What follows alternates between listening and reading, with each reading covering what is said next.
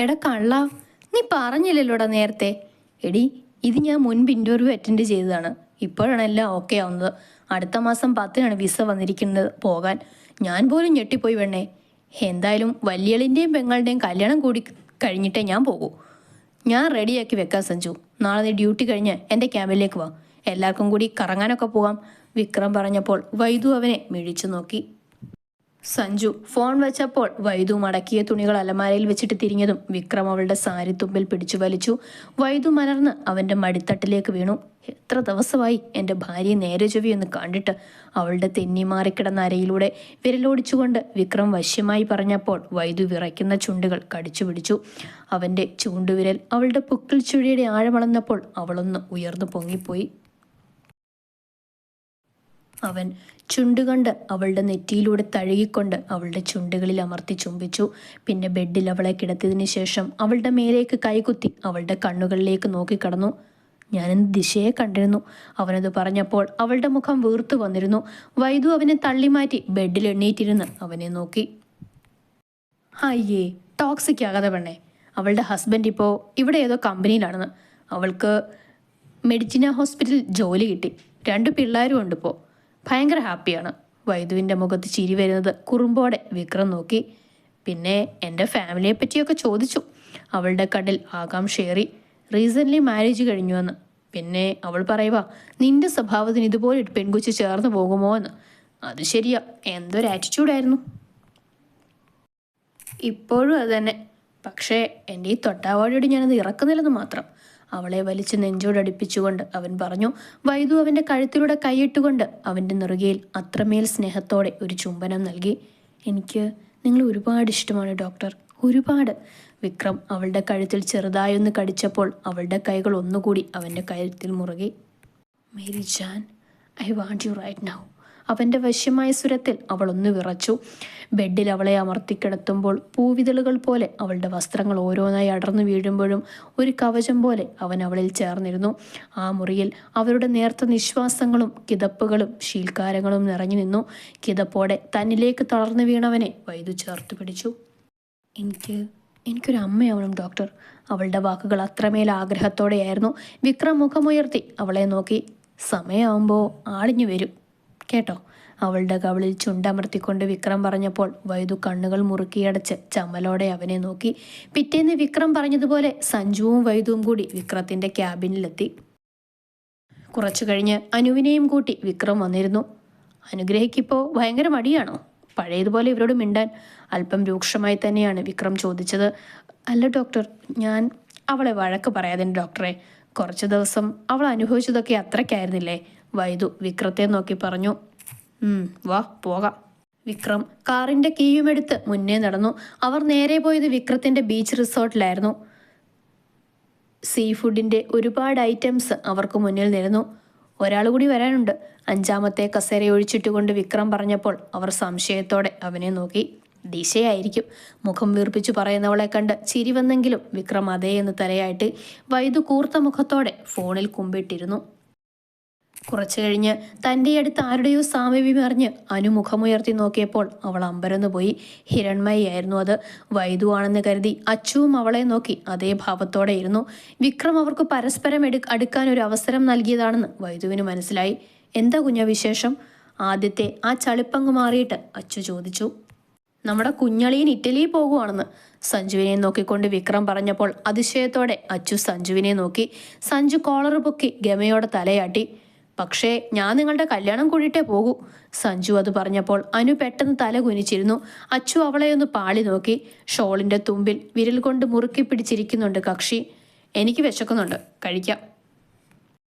വിക്രം പറഞ്ഞപ്പോൾ അവരവർക്ക് ആവശ്യമുള്ളതൊക്കെ എടുത്തു കഴിക്കാൻ തുടങ്ങി. പിന്നെ കുറച്ചു നേരം ബീച്ചിലൂടെ നടക്കാൻ തുടങ്ങി. വിക്രമും വൈദുവും സഞ്ജുവും കുറെ മുന്നിലാണ് നടക്കുന്നത്. പിന്നിലായി അനുവും അവൾക്കൊപ്പം അച്ചുവുമുണ്ട്. കാറ്റിൽ അവളുടെ നേർത്ത മുടിയിഴകൾ ലക്ഷ്യബോധമില്ലാതെ പാറിപ്പറക്കുന്നുണ്ട്. ചുവന്ന ദുപ്പട്ട അനുസരണയില്ലാതെ പറന്നു പോകാനായുമ്പോൾ അവളത് പിടിച്ചു വെക്കുന്നുണ്ട്.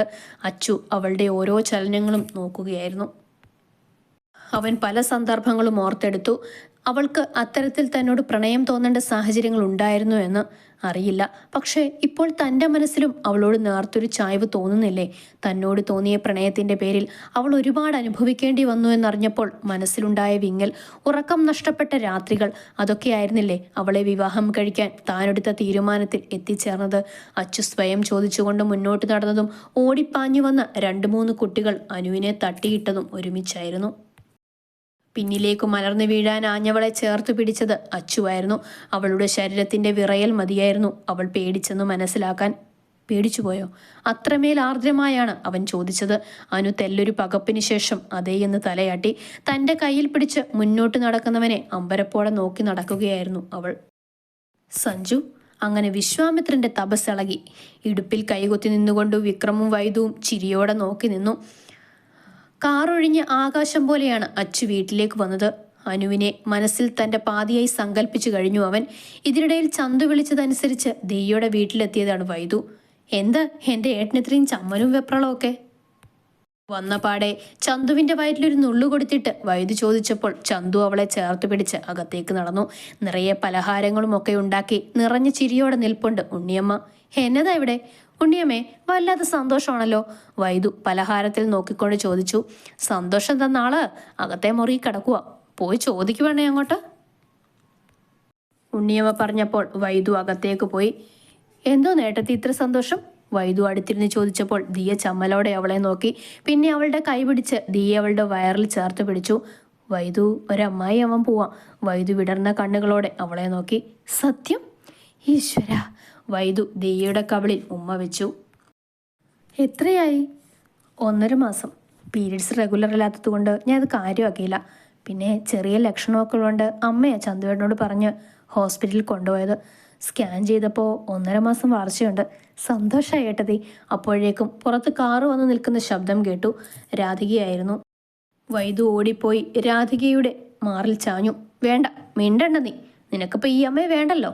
കുഞ്ഞൊരു പരിഭവത്തോടെ രാധിക പറഞ്ഞപ്പോൾ വൈദു രാധികയുടെ കവളിൽ അമർത്തി ഉമ്മ വെച്ചു. അതു പിന്നെ അനുവിൻ്റെ പ്രശ്നത്തിന് പിന്നാലെയായി പോയമ്മേ. ഇപ്പോഴല്ലേ ഒന്ന് കരയ്ക്കടുത്തേ. ഓ പിന്നെ നീയല്ലേ ഇപ്പോൾ അവിടുത്തെ കാര്യസ്ഥ? രാധികയുടെ മുഖം വീർത്തിരുന്നു.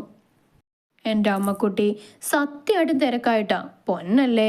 വൈദു രാധികയുടെ കവളിൽ ഉമ്മ വെച്ച് പറഞ്ഞപ്പോൾ രാധികയുടെ ചുണ്ടിൽ ഒരു പുഞ്ചിരി തെളിഞ്ഞു. എവിടെ ദിയമോൾ? വൈദു രാധികയുടെ കൈ പിടിച്ച് നടക്കാനായതും ദിയ പുറത്തേക്ക് ഇറങ്ങി വന്നിരുന്നു. ക്ഷീണമുണ്ടോ മോളെ? ഇല്ല ആൻറ്റി. ഉണ്ണിയമ്മ ഉള്ളതുകൊണ്ട് പേടിക്കണ്ട, മോളെ നന്നായി നോക്കും. ഗോപാലേട്ടൻ വന്നില്ലേ? ഇല്ല ഉണ്ണിയമ്മേ, അച്ഛനും മോനും കൂടി കമ്പനിയിൽ എന്തോ മീറ്റിംഗ് എന്ന് പറഞ്ഞു പോയേക്കുവാ. വിക്രം ഇപ്പോൾ എങ്ങനെ? ഞാൻ ആഗ്രഹിച്ച എൻ്റെ മോനായി ഇപ്പോൾ കൂടെയുണ്ടവൻ. എല്ലാത്തിനും കാരണം വിക്രമാണ്. അവൻ്റെ വാക്കുകളാണ് വിക്കിയുടെ കണ്ണു തുറപ്പിച്ചത്. രാധിക പറഞ്ഞപ്പോൾ വൈദുവിൻ്റെ മനസ്സിൽ വിക്രത്തെക്കുറിച്ചൊരു അഹങ്കാരവും അഭിമാനവും തോന്നി. എല്ലാം നല്ലതിനാവട്ടെ, ഉണ്ണിയമ്മ പറഞ്ഞു.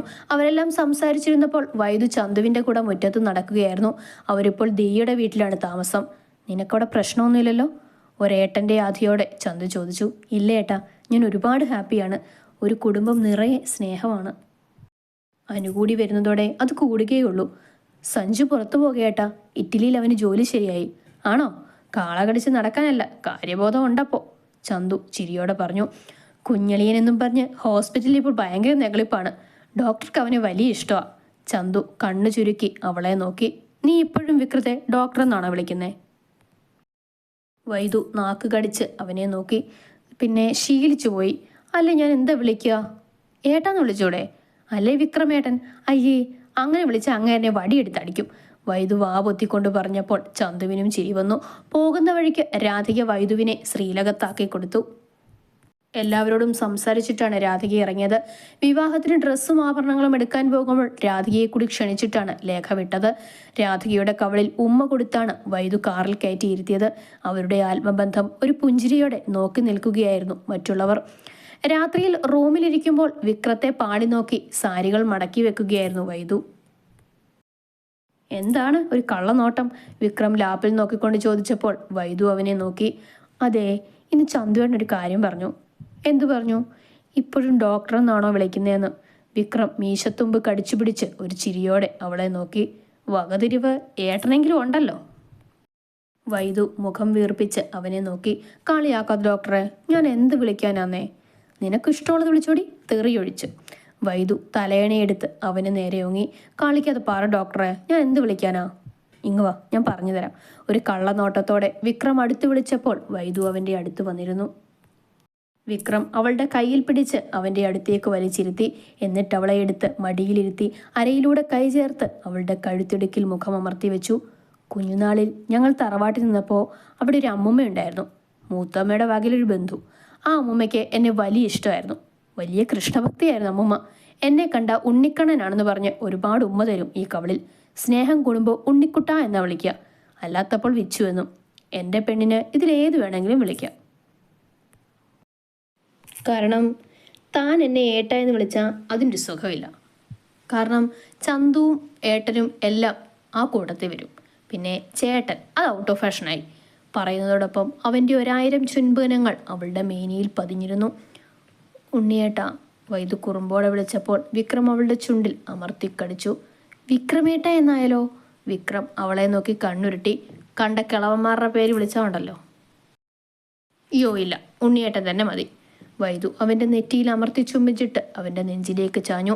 വിക്രം അവളെയും കൊണ്ട് ബെഡിലേക്ക് വീണു. കല്യാണത്തിനുള്ള ഡ്രസ്സ് എടുക്കാൻ പോയതാണ് എല്ലാവരും. എല്ലാം ഒരിടത്തുനിന്ന് വാങ്ങാമെന്ന ധാരണയിൽ മാളിലേക്കാണ് പോയത്. വിക്രം പിന്നെ വരാമെന്ന് പറഞ്ഞ് ഹോസ്പിറ്റലിൽ പോയതാണ്. ഇന്ന് ഒഴിച്ചുകൂടാനാവാത്ത OP-യാണ്. എല്ലാവരെയും ഞെട്ടിച്ചുകൊണ്ട് രാധികയുടെ കൂടെ വിക്കിയുമുണ്ട്. മാളിലെത്തിയപ്പോൾ പലരും അവനെ കണ്ട് ഓടി വന്ന് ഫോട്ടോ എടുക്കലും തുടങ്ങി. വിക്കി ഒരു വിധത്തിൽ അതിൽ നിന്ന് തലയൂരി ഒരു മാസ്ക് വെച്ച് രാധികയ്ക്കൊപ്പം നടന്നു. അനുവിൻ്റെ വീട്ടുകാർക്കൊപ്പം ശ്രീലകത്തുള്ളവരും ഡ്രസ്സ് നോക്കുകയായിരുന്നു. ആദ്യം അനുവിനുള്ള സാരിയാണ് നോക്കുന്നത്. പലരും പല അഭിപ്രായം പറഞ്ഞിരുന്നപ്പോഴാണ് രാധിക വന്നത്. വൈദു ഓടിപ്പോയി രാധികയുടെ കയ്യിൽ പിടിച്ചപ്പോഴാണ് പിന്നാലെ വരുന്നവനിൽ കണ്ണുടക്കിയത്. ഹാഫ് സ്ലീവ് ടീഷർട്ടും ബ്ലൂ ജീൻസും കൂളിംഗ് ഗ്ലാസ് ടീഷർട്ടിൽ കൊരുത്തിട്ടുണ്ട്. കറുത്ത മാസ്ക് വെച്ച് മുടി കൈകൊണ്ടൊന്ന് കോതിയൊതുക്കിയാണ് വരവ്. എച്ചാതി ഹാൻസം. ചാരു കണ്ണെടുക്കാതെ നോക്കി നിന്ന് പറഞ്ഞപ്പോൾ വൈദു അവളുടെ കയ്യിലൊന്ന് തല്ലി. അപ്പോഴാണ് അവൾക്ക് ബോധം വന്നത്. വിക്കി മാസ്ക് മാറ്റി വൈദുവിനെ നോക്കിയൊന്ന് പുഞ്ചിരിച്ചു. അവളും തിരികെ ഒരു പുഞ്ചിരി നൽകി. വൈദേഹി, വിക്രം വന്നില്ലേ? അവനാണ് സംഭാഷണത്തിന് തുടക്കം വിട്ടത്. വരും, OP-ഉണ്ട്. ഇതെന്താ പതിവില്ലാതെ അമ്മയുടെ കൂടെ? ഇപ്പോൾ ഞാനാണ് അമ്മയുടെ ഡ്രൈവർ അല്ലേ അമ്മേ? രാധികയുടെ ചുമലിലും കൈ ചേർത്ത് പിന്നിലൂടെ കെട്ടിപ്പിടിച്ചുകൊണ്ട് വിക്കി പറഞ്ഞപ്പോൾ മനസ്സ് നിറഞ്ഞൊരു ചിരിയുണ്ട് രാധികയുടെ മുഖത്ത്. ഒരുപക്ഷെ വർഷങ്ങളായി ആ അമ്മ ആഗ്രഹിച്ച മകൻ്റെ സ്നേഹത്തിൻ്റെ പ്രകാശമായിരിക്കാം അത്. നന്നായി. അല്ലെങ്കിൽ അമ്മ പറയും അമ്മയ്ക്കൊരു മകളെ ഉള്ളെന്ന്, അല്ലേ അമ്മ? വൈദു കുറുമ്പോടെ ചോദിച്ചപ്പോൾ രാധിക സ്നേഹത്തോടെ അവളുടെ കവിളിലൊന്ന് തഴുകി. വരൂ, ഏട്ടനവിടെ പോസ്റ്റായി ഇരിക്കുകയാണ്. വൈദു പറഞ്ഞപ്പോൾ രാധികയും വിക്കിയും നടന്നു. ചാരു നേരത്തെ അങ്ങോട്ടേക്ക് പോയിരുന്നു. മുളക് ചുവപ്പിൽ ഗോൾഡൻ വർക്ക് വരുന്നൊരു പട്ടുസാരി അനു എടുത്തു നോക്കി. മാഡത്തിന് ഇത് നന്നായി ചേരും. സെയിൽസ് ഗേൾ അത് പറഞ്ഞപ്പോൾ അനു എന്തുകൊണ്ടോ അച്ചുവിനെ നോക്കി. അവൻ കണ്ണൊന്ന് ചിമ്മി പുഞ്ചിരിച്ചപ്പോൾ അവൾ അത് മതിയെന്ന് പറഞ്ഞു. അനുവിനെ പിന്നെ അത് ഉടുപ്പിക്കാൻ തുടങ്ങി. ഉടുത്തു വന്നപ്പോൾ അത്രമേൽ ഭംഗിയുണ്ടായിരുന്നു അവൾക്ക്. ഏട്ടനുള്ളത് നോക്കിയോ? വിക്കിയാണ് അങ്ങോട്ട് പറഞ്ഞത്. ഇല്ലടോ, ഞാൻ ഈ പെണ്ണുങ്ങളുടെ ഇടയിൽ പെട്ടുപോയി, അച്ചു ചമ്മലോടെ പറഞ്ഞു. എന്നാ വാ, എനിക്കും നോക്കണം. വിക്കി അതും പറഞ്ഞ് കയ്യിൽ പിടിച്ചപ്പോൾ നിറഞ്ഞൊരു ചിരിയോടെ അച്ചു അവനൊപ്പം നടന്നു. വൈദു അത്ഭുതത്തോടെ നോക്കുകയായിരുന്നു അവനെ. ഇതുവരെയും കാണാത്തൊരു വിക്രം. കുഞ്ഞേട്ടത്തി, നമുക്ക് മുകളിലത്തെ നിലയിൽ സ്റ്റുഡിയോ ഉണ്ട്, അവിടെ നിന്ന് പോവാം, വാ. ചാരു വന്ന് കയ്യിൽ പിടിച്ചപ്പോൾ വൈദു ലേഖയെ നോക്കി. പോയിട്ട് വാ മോളെ, ഞങ്ങൾ ബാക്കിയുള്ളത് നോക്കാം. ലേഖ പുഞ്ചിരിയോടെ പറഞ്ഞപ്പോൾ അവൾ രാധികയും വീണയും നോക്കി തലകുലുക്കി ചാരുവിനെയും കൂട്ടി മുകളിലത്തെ നിലയിലേക്ക് നടന്നു. എസ്കലേറ്റർ കയറി ആദ്യം ചെല്ലുന്നത് തന്നെ സ്റ്റുഡിയോയിലേക്കാണ്. ടീഷർട്ടും പാൻസും നോക്കി നടക്കുന്നിടയിൽ വിക്രത്തിന് ചേരുമെന്ന് തോന്നിയ ആഷ് കളർ ടീഷർട്ട് അവളെടുത്ത് നോക്കി. പിന്നെ അത് പർച്ചേസിന് കൊണ്ടുകൊടുത്ത് ബില്ലിട്ട് വാങ്ങി. ചാരു അപ്പോഴേക്കും അവൾക്കുള്ളത് തപ്പി നടക്കുകയാണ്. ആളൊഴിഞ്ഞൊരു കോണിലാണ് സ്കേർട്ട് ഉള്ളത്. ചാരു അവിടെയാണ്. വൈദു അവൾക്കടുത്തേക്ക് നടന്നു. ഓരോന്നെടുത്ത് വൈദുവിനെ കാണിക്കുകയായിരുന്നു അവൾ. വൈദു കുറച്ച് പിന്നിലേക്ക് നീങ്ങി നിന്നു. പിന്നിൽ ആരുടെയോ ചുടുനിശ്വാസം തട്ടിയപ്പോൾ വൈദു ഞെട്ടിത്തിരിഞ്ഞു നോക്കി. വിളറി വെളുത്ത മുഖത്തോടെ ശക്തമായ വിറയലോടെ വൈദു ആ മുഖത്തേക്ക് തുറച്ചു നോക്കി. അതേ ചോര ചുവപ്പാർന്ന കണ്ണുകൾ. നാക്കൊഴിഞ്ഞ് കവിളിൽ നെല്ലിക്കാഗോളമുണ്ടാക്കി അവനൊന്ന് അവളെ മൊത്തത്തിൽ ഒഴിഞ്ഞു നോക്കി. നീ അങ്ങ് വളർന്ന് മൊഞ്ചത്തിയായി പോയലോടി വേണേ. കല്യാണം കഴിഞ്ഞു അല്ലേ? പക്ഷെ ഒട്ടും ഉടഞ്ഞിട്ടില്ല. ഇപ്പോഴും ആ പഴയ 16-കാരിയെ പോലെ തന്നെ. വൈദു ചലിക്കാനാവാതെ അവനെ നോക്കി നിന്നു. വീണ്ടും ആ 16 വയസ്സുകാരി ആയതുപോലെ അന്നവനെ ഭയന്ന് വാവിട്ട് നിലവിളിച്ച് കരഞ്ഞ അതേ പാവാടക്കാരി വൈദു പിന്നിലേക്ക് ചുവരൊട്ടി നിന്നു.